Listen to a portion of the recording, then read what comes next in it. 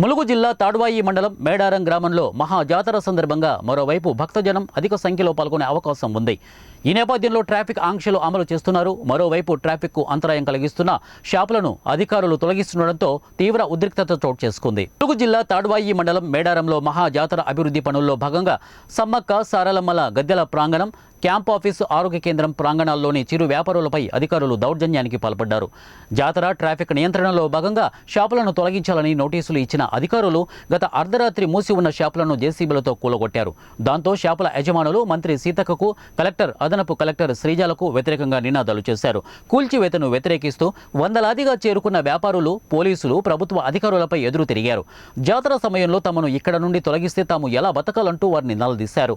ఈ క్రమంలో ఏటూరు Nagaram sub division ASP సంకీర్త ఘటనా స్థలానికి చేరుకొని వ్యాపారులతో మాట్లాడి శాంతింపచేశారు. అయినా మంత్రి సీతక్క ఇక్కడకు వచ్చే వరకు తాము కదలమని, షాపులను కూడా తొలగించమని వ్యాపారులు భీష్మించి కూర్చున్నారు.